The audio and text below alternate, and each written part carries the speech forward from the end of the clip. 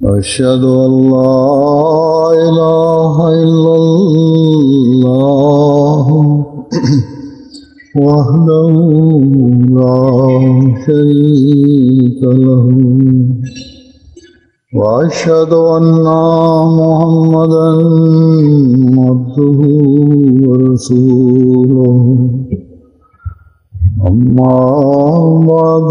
فأعوذ بالله من الشيطان الرجيم بسم الله الرحمن الرحيم الحمد لله رب العالمين الرحمن الرحيم مالك يوم الدين إياك نعبد وإياك نستعين اهدنا الصراط المستقيم صراط الذين أنعمت عليهم غير المغضوب عليهم ولا الضالين.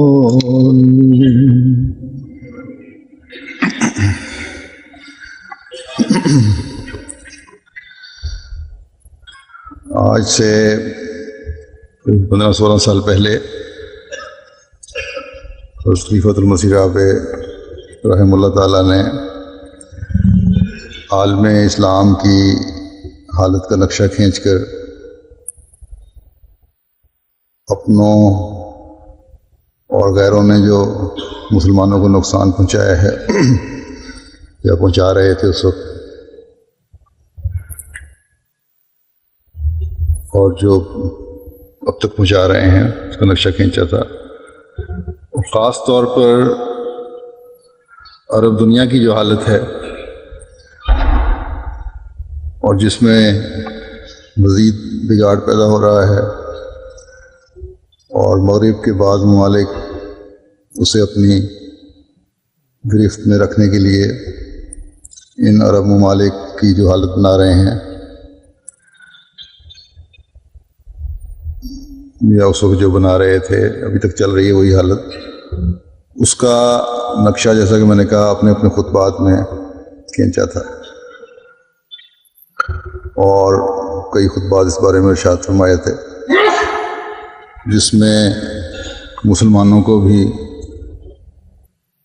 اس خوفناک حالت سے باہر نکلنے کے مشورے دیے تھے، اور جماعت کو بھی توجہ دلائی تھی کہ عالم اسلام کے لیے دعا کریں.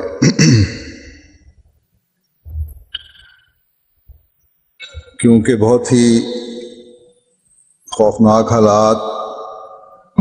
اسلامی دنیا اور خاص طور پر عرب دنیا کے نظر آ رہے ہیں. اسلامی دنیا کو جو مشورے آپ نے دیے تھے ان پر تو ظاہر ہے ہمیشہ کی طرح اسلامی دنیا کے لیڈروں نے نہ توجہ دینی تھی اور نہ دی، اور جو تجزیہ آپ نے کیا تھا اور جو نتائج اخذ کیے تھے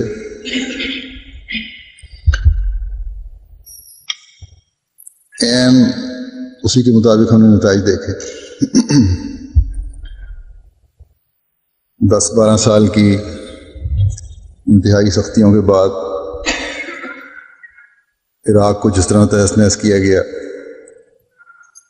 وہ تمام حالات ہمارے سامنے ہیں. آج بھی بظاہر پرانی حکومت کو الٹانے اور بظاہر نئی جمہوری حکومت لانے کے باوجود جو آگ لگی ہوئی ہے، یا جو اس وقت آگ لگی تھی اس میں روز بروز شدت پیدا ہوتی جا رہی ہے۔ اب اخباروں میں ہر جگہ یہ شور ہے کہ عراق میں سول وار کا خطرہ ہے۔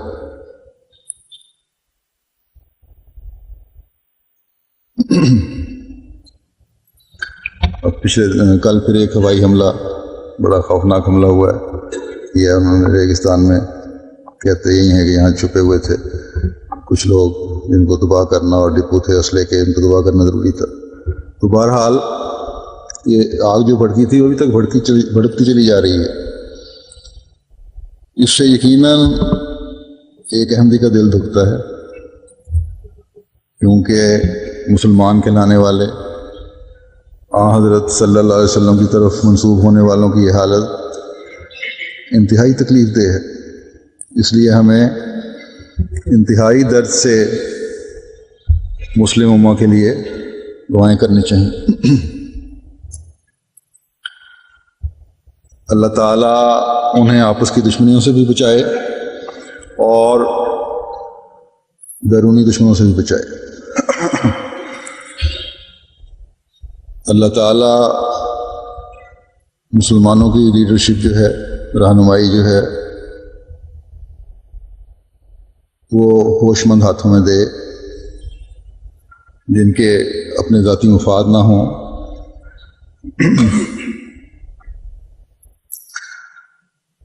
بدقسمتی سے ابھی تک مسلمانوں کی قیادت جو بھی اب تک ملی ہے، اللہ ماشاء اللہ، تمام اپنے ذاتی مفاد کو ترجیح دیتے رہے ہیں، اور جو ملکی مفاد کی خاطر کام کرنے والے تھے انہیں اندرونی اور بیرونی سازشوں نے ناکام کر دیا۔ گزشتہ دنوں ایک کتاب نظر سے گزری، ایک امریکن کی یہ کتاب ہے، اس نے اپنے ہی ملک کی حکومت کا مختصر طور پر نقشہ کھینچا ہے، طریقہ واردات ان ملکوں میں ایک لوگ کیا اختیار کرتے ہیں۔ وہ بھی اس میں کام کرتا رہا ایک عرصہ تک، پہلے بھی لکھتے رہے ہیں لوگ، لیکن یہ ایک نئی کتاب تھی کہ کس طرح مختلف کمپنیوں کے ذریعے سے یہ تیسری دنیا کے ممالک کو اپنے قابو میں کرتے ہیں، اور پھر ہمیشہ کے لیے انہیں اپنے زیر نگین کر لیتے ہیں۔ اس کے مطابق اگر مختلف مالی اداروں کے ذریعے سے ان غریب ممالک کو یا ترقی پذیر ممالک کو کوئی امداد دی جاتی ہے، انڈسٹری وغیرہ لگانے کے لیے، یا کوئی پروجیکٹ شروع کیا جاتا ہے، تو اگر $100 کی امداد دی جاتی ہے تو حقیقتاً صرف $3 اس قوم کے مفاد میں استعمال ہو رہے ہوتے ہیں جسے امداد دی جاتی ہے، اور باقی صرف احسان ہوتا ہے۔ اس نے لکھا ہے کہ عرب ممالک اور ایران وغیرہ کے بارے کی ہمارے نزدیک خاص اہمیت ہے، یعنی امریکہ کے نزدیک یا مغربی ممالک کے نزدیک، اس لیے ان کو اپنے زیر نگین رکھنا انتہائی ضروری ہے۔ انہوں نے لکھا ہے کہ عراق کے تیل کے ذخائر جو ہیں ان کی اہمیت کے علاوہ اس کی ایک 2 دریاؤں کی وجہ سے پانی کی بھی ایک وسائل بھی ہیں، اس کی بھی اہمیت ہے۔ دجلہ اور فرات ہیں 2 دریا، کہتا ہے اس وجہ سے خطے کی بڑی اہمیت ہے۔ اور اس کے مطابق بعض اندازوں کے مطابق جو انہوں نے اندازے لگائے گئے ہیں کہ عراق میں سعودی عرب سے بھی زیادہ تیل کے ذخائر ہیں۔ اس کے علاوہ جغرافیائی لحاظ سے بھی بڑی اہمیت ہے، اس لیے اس کو نظر انداز نہیں کیا جا سکتا۔ جان پرکنز ہے یہ لکھنے والے کتاب، اس نے ساری صورتحال لکھی ہے۔ بعض لوگوں کا خیال ہے کہ یہ غلط لکھی ہے، لیکن بعض کے جو حالات ہیں وہ بتا رہے ہیں کہ جو باتیں بھی لکھی صحیح لکھتے رہے، کیونکہ یہ باتیں ایسی ہیں کم و بیش جو اس کتاب کے لکھے جانے سے 10-12 سال پہلے ہی، جیسا کہ میں نے کہا اپنے خطبات کے سلسلے میں خلیفۃ المسیح راہب رحمہ اللہ تعالیٰ بیان کر چکے ہیں۔ اس وقت کی خبروں کے حساب سے، یعنی جب پہلی دفعہ عراق پر حملہ کیا گیا تھا 1991 میں، مغربی رہنماؤں نے یہ بیان دیے تھے کہ ہمیں عراق کے تیل میں کوئی دلچسپی نہیں ہے، ہمیں اگر دلچسپی ہے تو دنیا میں امن قائم کرنے میں دلچسپی ہے۔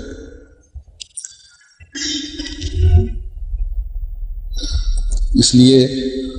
جو بھی امن کو نقصان پہنچاتا ہے اسے سزا دینی ضروری ہے۔ اور دیکھیں اب یہ سزا اتنی سخت ہے اور اتنی لمبی ہو گئی ہے کہ 16-17 سال ہو گئے ہیں وہ سزا دیتے چلے جا رہے ہیں۔ یہ بھی مسلمانوں کی بدقسمتی ہے کہ اپنے مسائل خود حل کرنے کے بجائے ان مغربی ممالک کے مرہون منت ہیں، ان کے اعلی کار بنتے چلے جا رہے ہیں۔ عراق کے تیل سے عدم دلچسپی کے ان مغربی رہنماؤں کے دعوے کی اس کتاب نے پھر کلی کھولی ہے۔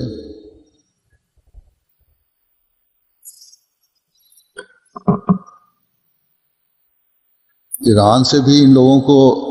اس لیے دلچسپی ہے اور اس پر ان مغربی ملکوں کی بات نہ ماننے پر پابندیاں عائد کرنے کے بارے میں غور شروع بھی ہو چکا ہے،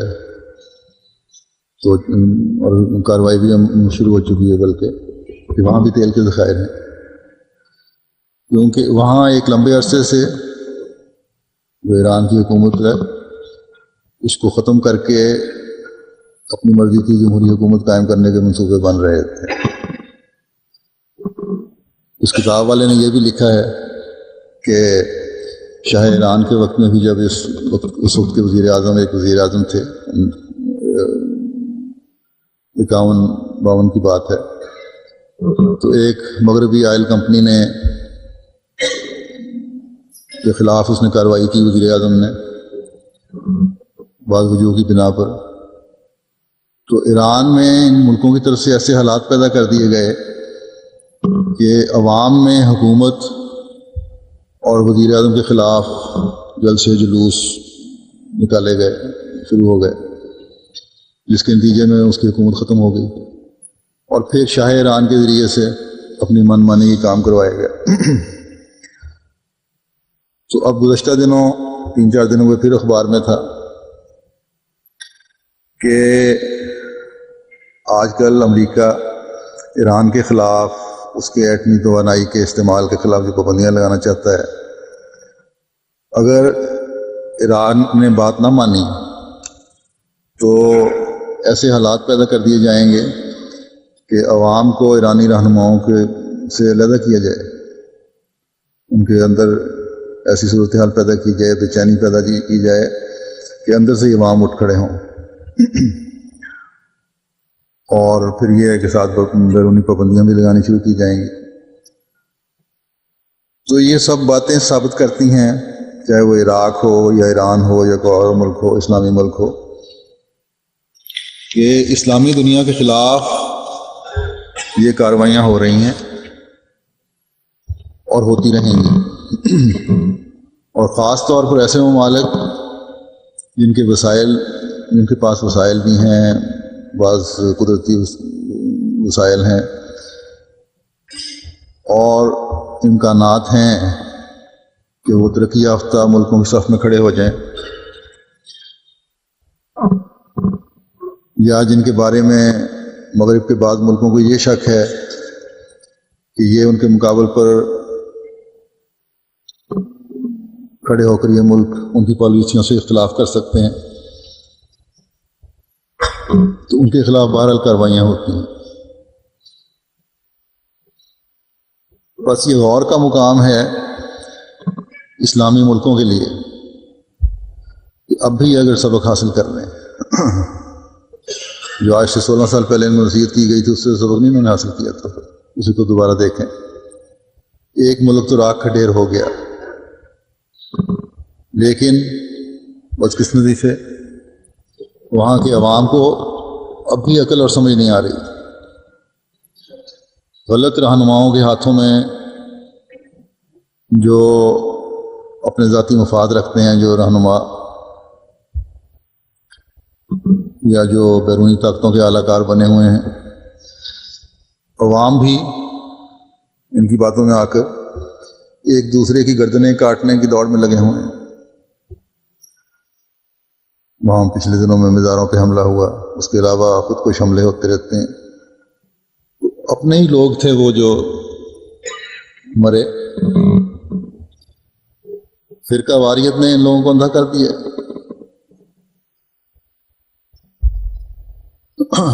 ہر خودکش حملہ جو ہوتا ہے اس میں بہت سارے اپنے قوم کے لوگ مارے جاتے ہیں. شاید ایک آدھ ان میں غیر ملکی فوجی مرتا ہو، باقی دسیوں ان کے اپنے لوگ مارے جا رہے ہوتے ہیں. یہ کہاں کی عقل مندی ہے، اور کون سا انصاف ہے یا کون سا اسلام ہے جو اس ملک میں ظاہر ہو رہا ہے عراق میں آج کل. ان ملکوں کی انہی حرکتوں کی وجہ سے جو مغربی طاقتیں اپنے خیال میں وہاں انصاف اور جمہوریت قائم کرنے آئی ہیں، وہ فائدہ اٹھا رہی ہیں. ہر خودکش حملہ جو ہوتا ہے وہاں روزانہ، ان کو وہاں سے نکالنے کے بجائے وہاں رکھنے کا جواز مہیا کر رہا ہے. وہ کہتے یہی ہیں کہ ہم اپنے پروگرام کے مطابق خود چلے جائیں گے اور انخلا شروع ہو چکا ہے اور مکمل ہو جائے گا. لیکن بہرحال یہ حرکتیں یہ جواز بہرحال مہیا کر رہی ہیں. ٹھیک ہے کہ اس وجہ سے ان میں کچھ خوف کی صورت بھی پیدا ہوئی ہے ان بیرونی ملکوں میں کی فوجوں میں، لیکن جن حکومتوں کو اپنی انا ہر چیز سے زیادہ عزیز ہو، ان کو کسی جانی نقصان کے ضائع ہونے کی پرواہ نہیں ہوتی. تو جیسا کہ ذکر ہو چکا ہے کہ ان لوگوں کے، ان مغربی ملکوں کے جو عراق کی جنگ میں ملوث ہیں، مالی اور اقتصادی فوائد ہیں. اس لیے بہرحال یہ کوشش کریں گے کہ اپنی مرضی کی حکومت قائم کی جائے اس ملک میں، تاکہ اس راہ کے ڈھیر جو ہے ہو چکا ملک، اس کی بحالی کے کام میں اس ملک کے تیل کی دولت سے اپنے خزانے بھر سکیں. گزشتہ دنوں 2-3 دن ہوئے اخبار میں خبر تھی کہ ان مغربی ملکوں نے بحالی کے کام میں اب تک کئی بلین ڈالر کمائے ہیں. انہی کا پیسہ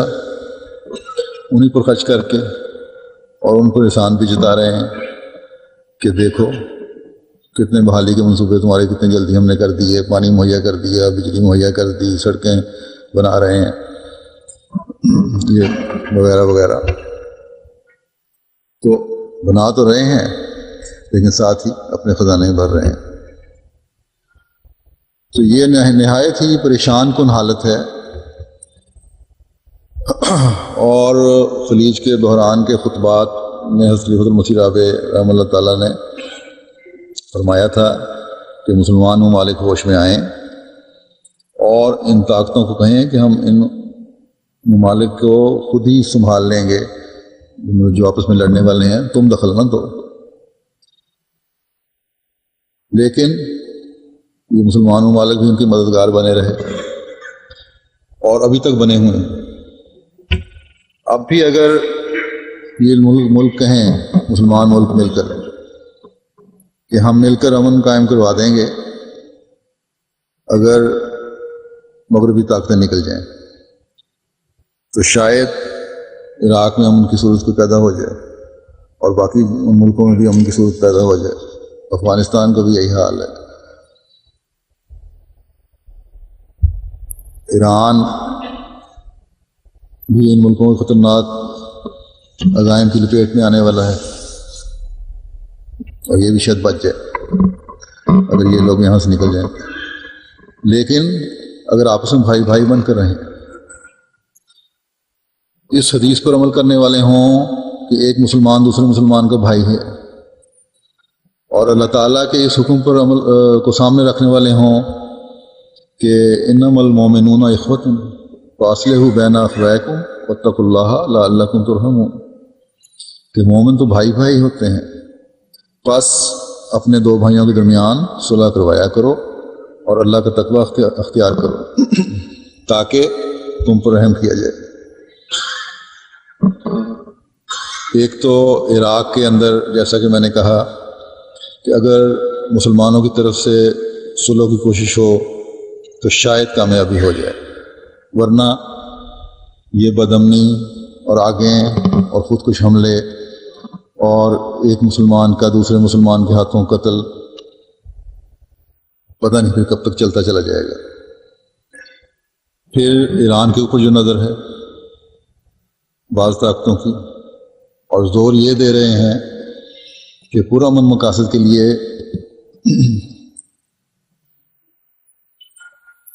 جو ایران نے کہا اپنی ایٹمی توانائی استعمال کر رہے ہیں، جوہری توانائی استعمال کر رہے ہیں، کہ وہ بھی استعمال نہیں کرنا، کیونکہ اس سے پھر آگے نکل کے اس کو اپنے دوسرے مقاصد کے لیے استعمال کریں گے۔ اپنے لیے ہر حق یہ حکومتیں رکھتی ہیں کہ ہم جو چاہیں کریں لیکن دوسرا نہیں کر سکتا۔ تو مسلمان ممالک اگر مل کر یہ جائزہ لے لیں، ایران کو بھی سمجھائیں، بیٹھیں بھائی بھائی بن کے اور اس بات کی تسلی کر لیں، اور دنیا کو پھر اس بات کی ضمانت دے دیں کہ ہم جو مسلمان ممالک ہیں ہر چیز انسانی فلاح و بہبود کے لیے کرنے والے ہیں، غلط کام نہیں کریں گے، تم ہمارے معاملات میں دخل نہ دو تو سارے معاملات سلجھ جائیں گے۔ تو معاملے سلجھ سکتے ہیں، لیکن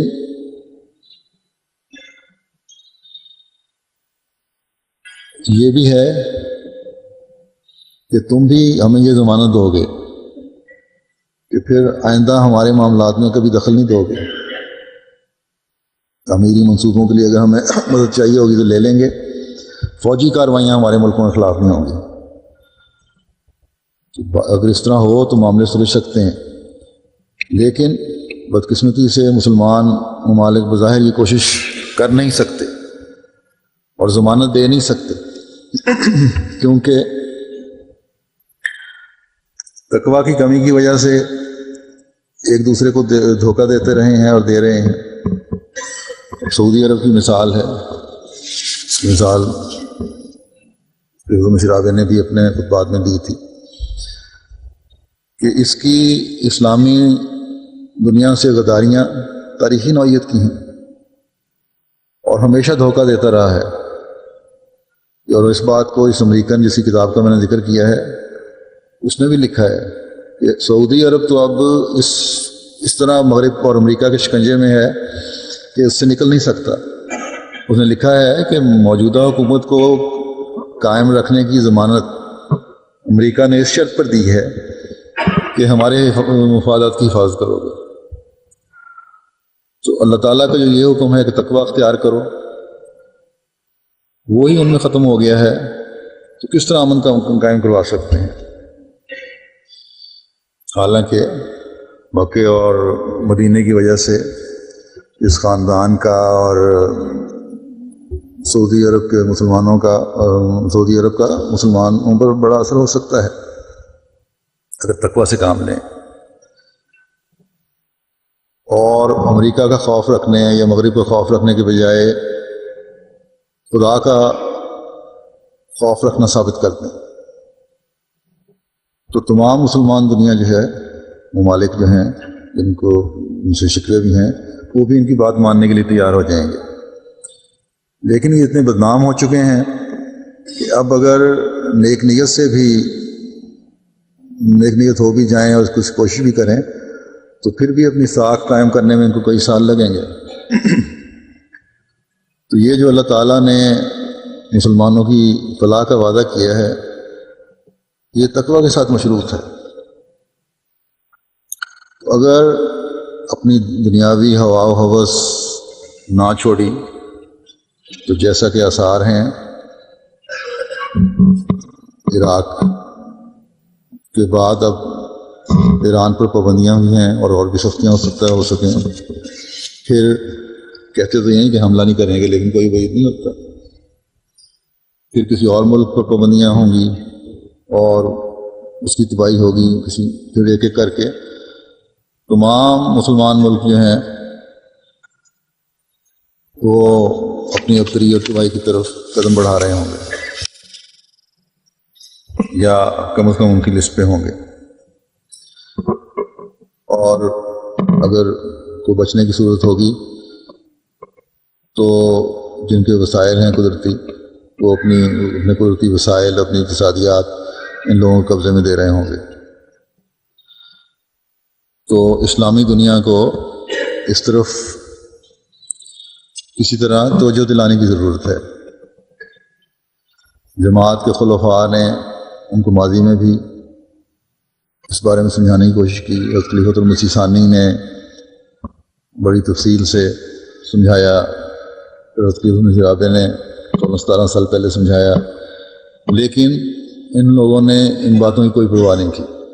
کوئی وقت نہیں دی، بلکہ دنیا کے ہر ملک میں احمدیت کی مخالفت پہلے سے زیادہ بڑھ کے ہونے لگی۔ اب بھی شاید ہماری آواز پہ کوئی توجہ نہ دے اگر ہم کوشش کریں بھی تو، لیکن ہر احمدی کو دعا کے ساتھ ساتھ مسلمان امت کو سمجھانا چاہیے کہ امت کی کھوئی ہوئی ساکھ بحال کرنے کا ایک ہی حل ہے کہ تقوی کی راہوں پر قدم مارتے ہوئے آپس میں ایک ہونے کی کوشش کرو۔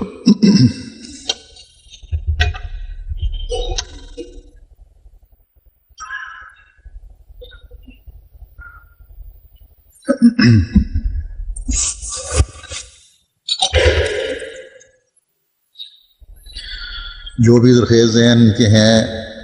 رہنما ہیں، وہ مل کر بیٹھیں اور سوچیں کہ کیا وجہ ہے کہ مختلف وقتوں میں جو کوششیں ہوتی رہی ہیں کہ مسلم امہ ایک ہو جائے اور مسلمان ممالک کا خیال رکھے، اسلامی ممالک کی تنظیم بھی قائم کی گئی، لیکن پھر بھی ہر معاملے میں مغرب کے دستے نگر ہیں۔ نہ عرب ایک قوم بن کر عربوں کو اکٹھا کر سکے، یعنی اس طرح اکٹھا ہونا جس سے ایک طاقت کا اظہار ہو، نہ پھر بڑے دائرے میں مسلمان ممالک ایک ہو کر اپنی حیثیت منوا سکے۔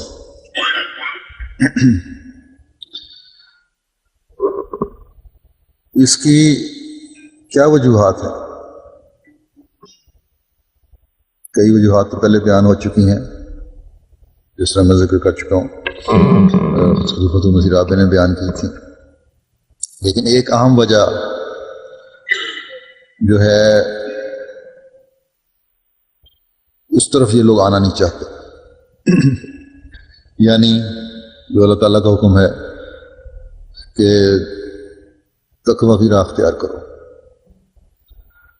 اور یہ راہ اب اس زمانے میں حضرت مسیح موعود علیہ الصلوۃ والسلام کو مانے بغیر ان کو مل نہیں سکتی۔ اس لیے جو یہ کہا جاتا ہے کہ اگر مسلم امہ تقوی پر چلے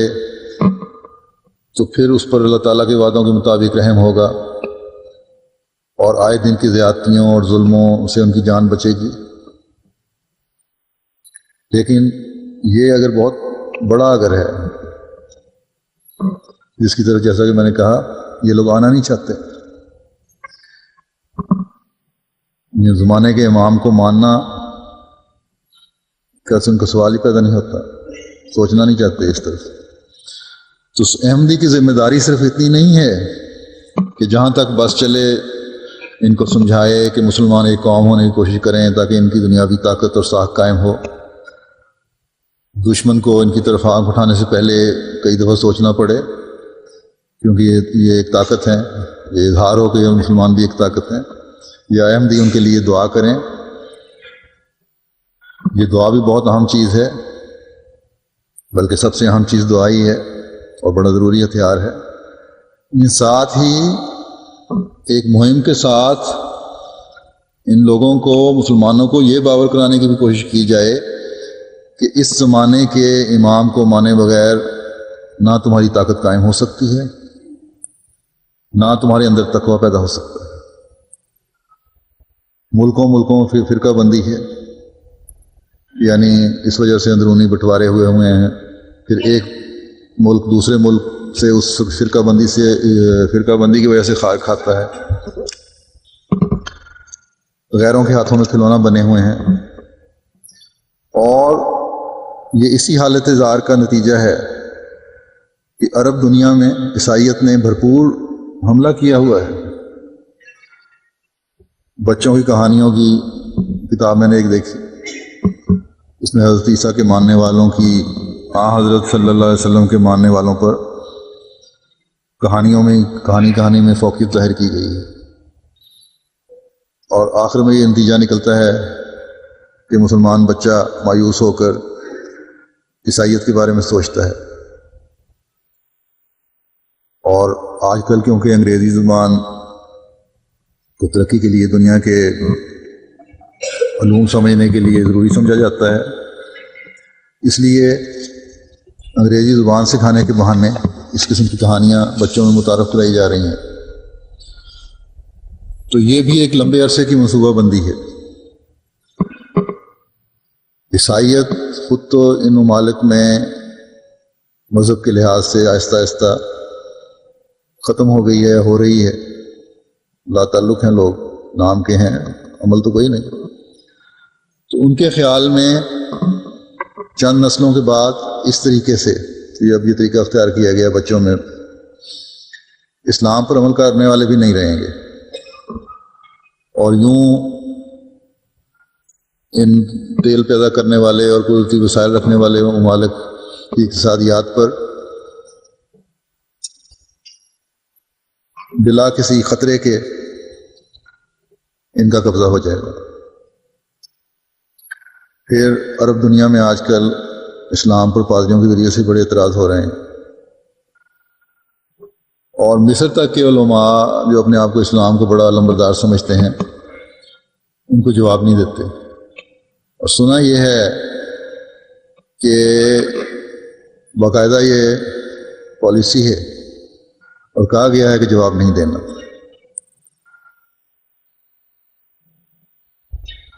تو یہ ان کا حال ہے. اور آج اگر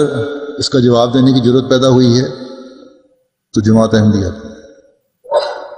اور اللہ تعالیٰ کے فضل سے عرب دنیا میں MTA کے ذریعے سے یہ جو پروگرام چلایا گیا تھا مصطفیٰ ثابت صاحب کا، یہ بڑا کافی اثر پیدا کر رہا ہے، بڑا سراہا ہے کئی اربوں نے. تو یہ باتیں جس طرح ان مغربی ملکوں کے اپنے ہی لوگ اپنے اندر کی باتیں بعض دفعہ نکال دیتے ہیں، بتا دیتے ہیں کہ کیا کیا قابو کرنے کے طریقے ہیں، ان ملکوں پر قبضہ کرنے کے طریقے ہیں، تجارت کے ذریعے سے، حکومتوں میں جوڑ توڑ کے ذریعے سے، اور بدقسمتی سے مسلمان حکومتیں بڑی جلدی اس جوڑ توڑ میں شامل ہو جاتی ہیں. پھر طاقت کے ذریعے سے، جو نہ مانے اس کو پھر طاقت کے ذریعے سے حملہ ہوتا ہے. اور اب جیسا یہ میں نے بتایا نیا طریقہ انہوں نے اختیار کیا ہے، دوبارہ عیسائیت کے ذریعے سے، عیسائیت کی تعلیم کے ذریعے سے بڑی تیزی سے یہ طریقہ اختیار کیا جا رہا ہے اسلام پر حملے کا. تو اسلام کی، عیسائیت کی خوبیاں بیان کرو، اور مسلمانوں کو اسلام کے بارے میں غلط فہمیاں پیدا کرو. اور عیسائیتی خوبیاں ان کو پتہ ہے کہ بیان کریں گے تو اس کا جواب یہ دے نہیں سکتے، کیونکہ آج اس زمانے میں حضرت مسیح علیہ الصلوۃ والسلام کے علاوہ کسی کے پاس اس کا جواب نہیں ہے. اور اس لیے اللہ تعالیٰ کی فضل سے ہمارے پروگرام بڑے کامیاب اس لحاظ سے چل رہے ہیں۔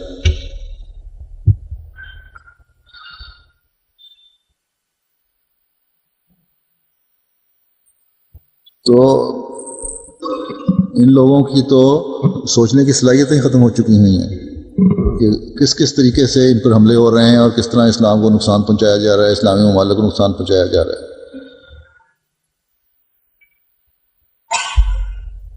اور یہ عقل جس طرح کہ میں نے کہا یہ ماری جانی تھی، کیونکہ اس زمانے میں حضرت صلی اللہ علیہ وسلم کی پیش گوئی کے مطابق حضرت مسیح موعود علیہ الصلوۃ والسلام کو مانے بغیر اس کا جواب نہیں تھا، اور آپ کو مان کر ہی دنیا میں اسلام کی عظمت بحال ہونی تھی، کیونکہ اللہ تعالیٰ نے جس طرح حضرت صلی اللہ علیہ وسلم کے زمانے میں آپ صلی اللہ علیہ وسلم کے ذریعے سے لوگوں کو پاک کیا تھا، شریعت کے احکامات پر عمل کرنے والا بنایا تھا، حکمت کی باتیں سکھائی تھیں، اور ایک قوم بنا کر ایک طاقت بخشی تھی، اسی طرح آج بھی یہ سب کچھ جیسا کہ حضرت صلی اللہ علیہ وسلم نے فرمایا ہے حضرت مسیح موعود علیہ السلام کے ذریعے سے ہی قائم ہونا ہے، کیونکہ پیشگوئیوں کے مطابق جو اندھیرا زمانہ تھا، ایک عرصہ تھا 1000 سال کا، جس کے بعد مسیح موعود و مہدی موعود کو ظہور ہونا تھا، تو اس کے بعد خود بخود یہ علم و حکمت اور دین کی باتیں تو نہیں دلوں میں بیٹھنی شروع ہو جانی تھی، بلکہ اس چیز سے انہی لوگوں نے فائدہ اٹھانا تھا جنہوں نے اس مسیح و مہدی کو ماننا تھا۔ بس اب اللہ تعالیٰ کے حکم کے مطابق یہ تقوی اور یہ علم و حکمت حضرت مسیح موعود علیہ السلام کے ذریعے سے ہی قائم ہونی ہے، اور اسلام کا غلبہ اور اس کی ساکھ دوبارہ حضرت مسیح موعود علیہ السلام کے ماننے والوں نے ہی قائم کرنی ہے انشاءاللہ، جیسا کہ وہ فرماتا ہے اللہ تعالیٰ کہ وآخرین منہم لما یلحقوا بہم وہو العزیز الحکیم۔ تو یہ لوگ جو مسیح محمدی کے ذریعے سے اس پاک نبی کی امت سے جوڑے گئے ہیں، ان لوگوں نے ہی وہ کھوئی ہوئی حکمت اور دانائی کی باتیں دوبارہ دنیا میں پھیلانی ہیں اور تقوی کا سبق دینا ہے، اور یہ اس خدا کی تقدیر ہے اور اس کا فیصلہ ہے جو غالب اور حکمت والا خدا ہے۔ بس یہ غلبہ اور حکمت کسی کی ظاہری ہوشیاری اور چالاکی سے نہیں ملے گی، بلکہ یہ تقوی پر قدم مارتے ہوئے اور تقوی کے لیے اللہ تعالیٰ مارتے ہوئے ملے گی، اور تقوی کے لیے اللہ تعالیٰ نے اس زمانے میں اپنے نمائندے کے ذریعے سے جو احکامات دیے ہیں، اس نمائندے کے ذریعے سے جو حضرت صلی اللہ علیہ وسلم کے عشق میں فنا ہو کر خدا تعالیٰ کا قرب پانے والا بنا ہے، اس کے ذریعے سے ہی اسلام کی نشت ثانیہ کا ظہور ہونا ہے۔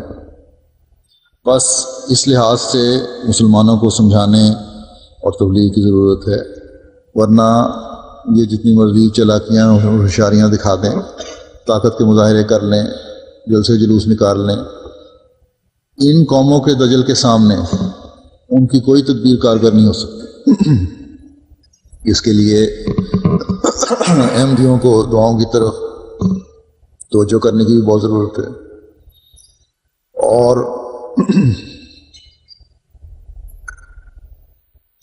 امت کے لیے دعا کرنا تو سب دعاؤں سے افضل ہے، کیونکہ اس وقت بڑی مشکل میں گرفتار ہے یہ امت۔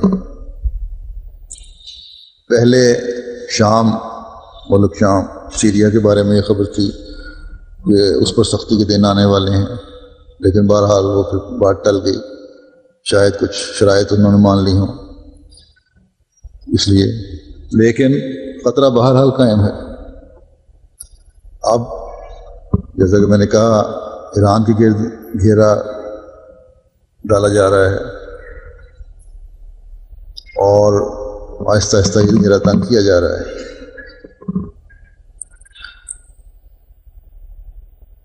اور یہی انہی ملکوں پر سختیاں جو ہیں یہ عالمی جنگ کا بھی باعث بن سکتی ہیں، اس لیے بہت زیادہ دعاؤں کی ضرورت ہے۔ ایک احمدی کی تو آخری وقت تک یہ کوشش ہونی چاہیے کہ یہ بلائیں ٹل جائیں، اور ہمارے ہاں ہمارے پاس اس کے علاوہ کوئی چیز نہیں ہے۔ یہی سب سے بڑی ذریعہ ہے کہ دعا کریں۔ اللہ تعالیٰ نے الہاماً حضرت مسیح علیہ السلام کو دعاؤں کی طرف، امت کے لیے دعاؤں کی طرف توجہ دلائی تھی۔ ایک دعا کا ذکر میں کرتا ہوں کہ رب اصلح امت محمد، کہ اے میرے رب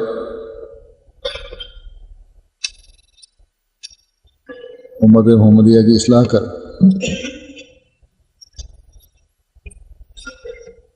بس ان کی اصلاح کے لیے بہت دعا کی ضرورت ہے، اور اصلاح کا نتیجہ ایک ہی صورت میں نظر آ سکتا ہے، اور وہ ہے کہ وقت کے امام کو مان لینا، تاکہ ان آفات سے بچ جائیں جو زمینی بھی ہیں اور آسمانی بھی، ورنہ کوئی اصلاح کی کوشش کامیاب نہیں ہو سکتی۔ ایسی کوشش جو امام زمان کی تعلیم سے ہٹ کر کی جائے، نہ ذاتی طور پر نہ قومی طور پر کسی کو بچا سکتی ہے، اور نہ ذاتی کوششوں سے اب تقویٰ پر قائم ہو سکتا ہے۔ حضرت مسیح علیہ السلام فرماتے ہیں کہ یہ اصلاح تمہیں کہاں تک لے جائے گی؟ اس سے کسی بہتری کی امید رکھنا خطرناک غلطی ہے، یعنی کہ جس میں رہنمائی نہ ہو۔ کیا تم نہیں دیکھتے کہ خدا تعالیٰ نے یہی سنت رکھی ہے کہ اصلاح کے واسطے نبیوں کو مامور کر کے بھیجا ہے؟ انبیاء علیہم السلام جب آتے ہیں تو بظاہر دنیا میں ایک فساد عظیم نظر آتا ہے، بھائی بھائی سے، باپ بیٹے سے جدا ہو جاتا ہے، ہزاروں ہزار جانیں بھی تلف ہو جاتی ہیں۔ حضرت نوح علیہ السلام کے وقت طوفان سے ان کے مخالفوں کو تباہ کر دیا گیا، موسیٰ علیہ السلام کے وقت اور دوسرے کئی عذاب وارد ہوئے، اور فرعون کے لشکر کو غرق کیا گیا۔ غرض خوب یاد رکھو کہ قلوب کی اصلاح اسی کا کام ہے جس نے قلوب کو پیدا کیا ہے۔ نرے کلمات اور چرب زبانیاں اصلاح نہیں کر سکتی ہیں، بلکہ ان کلمات کے اندر ایک روح ہونی چاہیے۔ بس جس شخص نے قرآن شریف کو پڑھا اور اس نے اتنا بھی نہیں سمجھا کہ ہدایت آسمان سے آتی ہے، تو اس نے کیا سمجھا؟ بس مسلمانوں کو غور کرنا چاہیے، اور ہمیں ان کو بتانا چاہیے کہ یہ تمام احکامات اور یہ تمام خوشخبریاں اسلام کی ترقی کی قرآن کریم میں موجود ہیں، اور اسلام کے ذریعے سے ہی مقدر ہیں، اور انشاءاللہ اسلام نے غالب آنا ہے، یہ ہمارا ایمان ہے۔ لیکن اس کے باوجود کیونکہ امام کو نہیں مان رہے، مسلمانوں کی حالت بحیثیت مجموعی ملک جن کے پاس طاقت ہے، مطلب جو مسلمان ملک ہیں، جو احمدی جنہوں نے حضرت مسیح علیہ السلام کو نہیں ماننا، روز بروز ان کی جو حالت ہے وہ خراب ہی ہوتی چلی جا رہی ہے۔ اس کی کیا وجہ ہے؟ اس کی وجہ ظاہر ہے، جیسے کہ پہلے بھی میں کہہ چکا ہوں، کہ زمانے کے امام کا انکار ہے، اور اس انکار کی وجہ سے تقویٰ کی راہ بھی گم ہو چکی ہے۔ اس نے فرمایا کہ تقویٰ کی راہ گم ہو چکی ہے،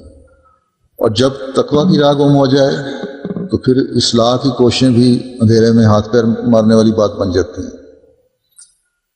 اللہ کرے کہ مسلمانوں کو عقل آ جائے اور وہ اس حقیقت کو سمجھنے والے بن جائیں، اس زمانے کے امام کو ماننے والے ہوں، تاکہ تقویٰ کی راہ پر قدم مارتے ہوئے اپنے اندرونی مسائل بھی حل کرنے والے ہوں، اور بیرونی حملہ آوروں سے بھی محفوظ رہ سکیں۔ حضرت مسیح علیہ السلام کی آمد کیونکہ تمام دنیا کے لیے ہے، صرف مسلمانوں کے لیے نہیں ہے، اس لیے غیر مسلموں کے لیے بھی ہمیں دعا کرنی چاہیے۔ یہ امیر ملک بھی اگر غریب ملکوں کو اقتصادی فوائد حاصل کرنے کے لیے یا اپنے مفاد کو پورا کرنے کے لیے اپنا زیر نگین کرنا چاہتے ہیں یا کر رہے ہیں تو یہ ظلم ہے. اور حدیث میں آیا ہے کہ ظالم کی بھی مدد کرو، اور ظالم کی مدد اس کے ظلم کے ہاتھ کو روک کر کی جاتی ہے. تو ہاتھ سے تو ہم روک نہیں سکتے، ذریعہ دعا کا بھی ہے، اور دعا کی طاقت ہمارے پاس ہے. لیکن یہ بہت بڑا ہتھیار ہے دعا کا بھی، اور اس کو ہمیں استعمال کرنا چاہیے، اور جہاں تک ہو سکتا ہے ہمیں استعمال کرنا چاہیے. تمام انسانیت کے لیے دعا کرنی چاہیے. پھر رابطوں سے، تبلیغ سے، اور اس کے بھی مختلف ذرائع ہیں آج کل کے زمانے میں. ان لوگوں کو بتائیں کہ جن راستوں کی طرف تم جا رہے ہو، تمہاری حکومتیں لے کر جا رہی ہیں، یہ تباہی کے راستے ہیں. جتنے اخراجات گولوں اور تباہی پھیلانے پر کیے جاتے ہیں، اگر غریب ملکوں کو اپنے پاؤں پر کھڑا کرنے اور صلح و صفائی کی کوشش کے لیے کیے جائیں، تو اگر تمہاری نیت نیک ہے اور حقیقت میں دنیا میں امن قائم کرنا چاہتے ہو جیسا کہ دعویٰ ہے، تو اس سے آدھے اخراجات میں بھی شاید تم اپنے مقاصد حاصل کر لو. امن کانفرنسیں ذاتی مفاد کے لیے نہ ہوں، بلکہ اصلاح کے لیے اور حقیقی امن قائم کرنے کے لیے ہوں. خدا کرے کہ ان لوگوں کو عقل آ جائے اور ان ملکوں کے عوام میں یہ احساس قائم ہو جائے کہ وہ اپنے ملکوں کے سربراہوں کو، سیاستدانوں کو ان ظلموں سے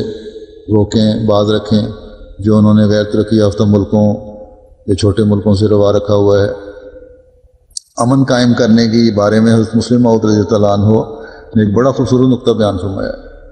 کہ دنیا جب تک اس گر کو نہیں سمجھے گی کہ حب الوطنی اور حب الانسانیت کہ دونوں جذبات ایک جگہ جمع ہو سکتے ہیں، اس وقت تک امن نہیں ہو سکتا. تو جب انسانیت کی فکر ہوگی، پھر اپنے ملک کے مفاد نہیں ہوں گے، تو کل انسانیت کی فکر ہوگی، تبھی امن قائم ہوگا.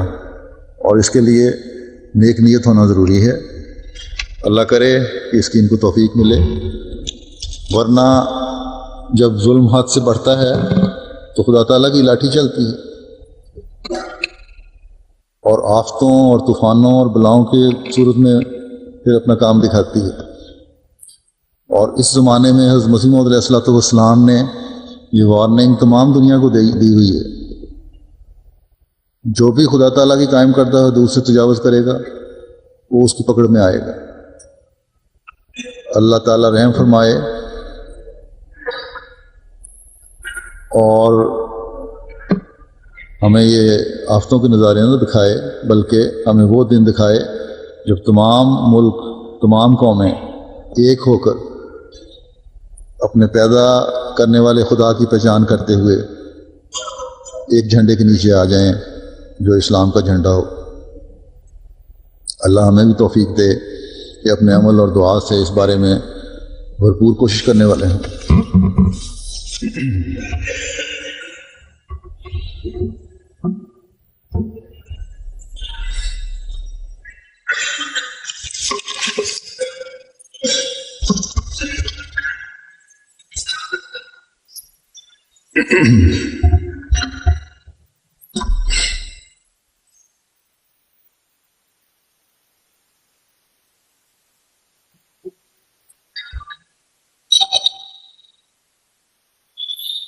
الحمد لله نحمده ونستعينه ونستغفره ونؤمن به ونتوكل عليه ونعوذ بالله من شرور أنفسنا ومن سيئات أعمالنا من يهده الله فلا مضل له ومن يضلل فلا هادي له ونشهد أن لا إله إلا الله ونشهد أن محمدا عبده ورسوله عباد الله رحمكم الله إن الله يأمر بالعدل والإحسان وإيتاء ذي القربى وينهى عن الفحشاء والمنكر والبغي يعظكم لعلكم تذكرون اذكروا الله يذكركم وادعوه يستجب لكم ولذكر الله أكبر